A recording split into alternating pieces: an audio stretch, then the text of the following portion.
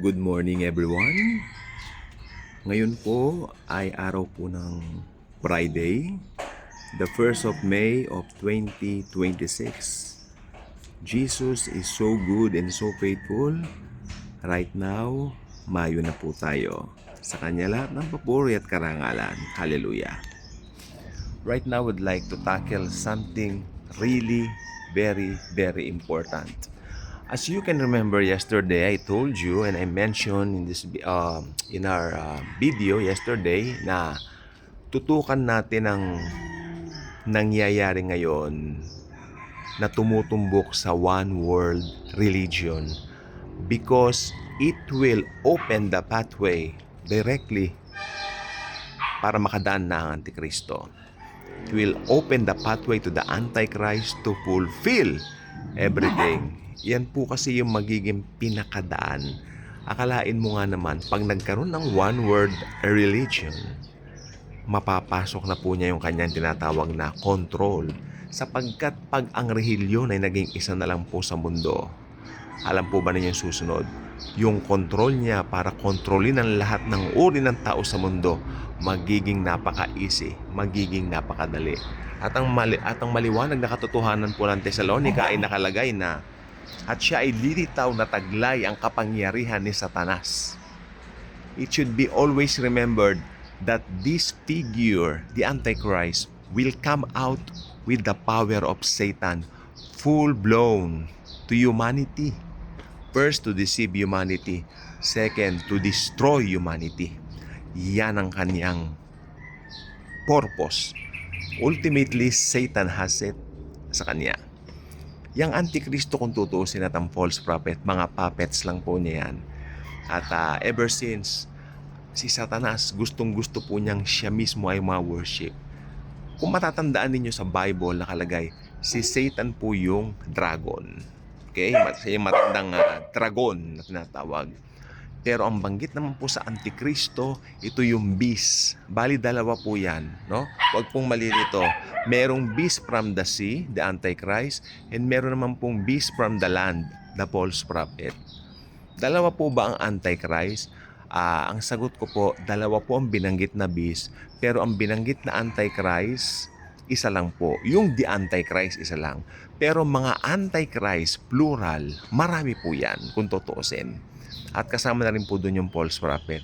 Pero yung with the definite article, the Antichrist, it's only one. No? Pero dalawa silang beast na binanggit ng Revelation. Kaya itong false prophet, nakatitiyak tayo na malaki ang gampanin nito para dayain at guyuin ang buong mundo. Kung tutuusin, ang false prophet po ang maraming isasagawa ng mga panlilinlang, magpapaulan ng apoy, manlilin lang ng mga tao sa pamamagitan ng religion. No? At siya rin po yung magpapapuksa doon sa mga ayaw magpapugot, o should I say, siya po ang magpapapuksa doon sa mga ayaw magpatatak. Siya ang magpapatugi, siya ang magpapahanap. Ano? Yan po ang mangyayari po. Okay? Actually, pati po yung tatakan na binabanggit, kung di ako nagkakamali, parang pangungunahan din ng false prophet yan. So, ito pong mga bagay nito, malaking bagay. Kung malaking bagay ang gagawin ng false prophet, kasi yung false prophet na ito, sinisimbolo nito ang religion. Kaya nga po yung nangyayari ngayon, hindi ko sasabihin nakakabahala, kasi mangyayari naman po yan eh. No? Ba't sinasabi ko ba yung nakakabahala? Pero dapat sabihin natin, ganito na lang po, kumpiyansa tayo sa salita ng Diyos. Yung mga nangyayari ngayon, totoong maghaganap at totoong mangyayari with confidence. No? Pero with confidence, we know as Christians, hindi tayo papabayaan ng Panginoon because bago pa man dumatalyan o dumating yan, tayo po ay dadagitin na po niya. Because Jesus is so faithful to His words sa kanyang mga salita and to all His promises sa ating mga believers. Okay, sabi nga ng Bible, we are not about to suffer wrath. At yung wrath na yan, ito po yung 7 taon ng tribulation. Sabi nga ng ibang Bible scholars, yung first 3.5 years, you can call that tribulation. Second 1.5 years, the Great Tribulation. O kahit ano pa man yan, para sa akin, Great Tribulation lahat yan eh. Kasi wala na tayong mga Kristyano, nadagit na po tayo. No? Kaya tandaan po ninyo, malaki ang gampanya ng false prophet. Dito po sa gagawin na, actually mas marami pang ang papel yung false prophet kung titignan mo. No, dahil siya po ang nagdadala ng mga ililigaw dun sa Antikristo. Pero yung Antikristo kasi embodiment is Satanas yan eh. Ito ang pinakamasamang tao, no? By level, kung titingnan mo, na nabuhay sa mundo, embodiment ni Satan. Alam niyo mangyayari pag na-rapture na po ang church, wala na po tayo dito, biglang mag-i-step out yan sa eksena kasi ang mga tao nagugulumihanan.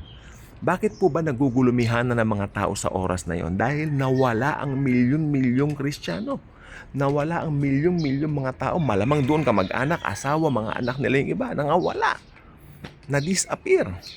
Pero mayroon silang idea dahil malamang nakakarinig na po sila ng mga preachings nung church age, no? Kaya ang mangyayari, may idea sila na left behind na po sila. Pero tulad ng binabanggit ko sa maraming vlogs natin, may biyaya pa rin pong inaatang ang Panginoon o inaalay ang Panginoon. Yun nga lang po, you are about to shed your own blood dahil iba na po ang dispensation during that time. Okay po ba? Kaya alam ninyo, pag nangyari po yun, in great turmoil ang mundo pagkatapos ng rapture, no? Magulo ang utak ng mga tao. Confusion, no? Magbabagsakan ng mga eroplano na minamaneho ng mga born again ng mga piloto, magbabanggaan ng mga train na minamaneho ng mga driver na mga born again, no? At lahat. Chaos. There's only great chaos. Nothing but chaos after the rapture of the church. And I hope mangyari na po ang rapture of the church. So excited to meet Jesus for the very first time. Di po ba? Tapos na lahat ng paghihirap, tapos na lahat ng mga insecurities, tapos na lahat ng mga issues, personal matters, tapos na po lahat ng yan. Amen po ba? Lahat kapayapaan. Tunay na kapayapaan na tanging si Jesus lang ang makapagbibigay. Ngayon, balikan natin yung mga naiwan. Pag naiwan po ang mga taong ito, makukonfuse sila. Ano nangyayari? Takot na takot. And then, magi-step out of the way ang isang tao. No? At sasabihin niya, may solusyon sa lahat ng bagay. Huwag kayong magulumihanan. Ito na po yung false peace na ibibigay nitong Antichrist. False hope. Ang mga tao, tandaan po ninyo, ang isang tao kapag siya po ay lugmok, siya ay down, siya ay desperado, kahit sino pang marinig niya magsalita diyan, tatanggapin niya in desperation. Pero yung Antikristo iba, karismatiko, talagang tatanggapin siya ng mga tao. Talagang hihiyawan siya ng mga tao, papalakpakan siya ng mga tao. Ito ang bagong pag-asa nila. Dahil sa kabila ng mga turmoils na naranasan, sasabihin ng Antikristo, sila ay kinuha ng mga aliens. Kaya kayo mga naiwan dito, sasabihin ng Antikristo, mapapalad kayo. O, di ba? So magkakaroon ng ibang kaisipan na, maturn na yung kaisipan nila, no? At lahat ng paningin mapofocus na sa Antichrist, okay? At siya na po ang kanilang sasambahin. Kaya ako naniniwala po ako, hinahanda na po lahat ngayon. Yung sistema, no, yung one world religion, hinahanda na po ngayon. Itong panahon natin ngayon, 2026. Yung escalation nito, matindi. Matinding something that we really cannot deny the fact that this generation will be the generation that will see the coming of the Lord Jesus Christ. Or should I say, this Christian generation will be the generation that will be raptured to be with Jesus forever. Amen po ba? At ang Panginoong Jesucristo po natin ay tapat sa mga pangako po niya. Lagi po natin siyang panghahawakan. Huwag tayong panghihinaan ng kalooban kahit na ano paman ang nasa isip natin na mga negatibong mga bagay. Hindi tayo magigibin sa mga yan.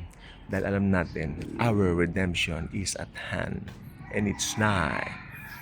Dahil ang nangako sa atin ay tapat.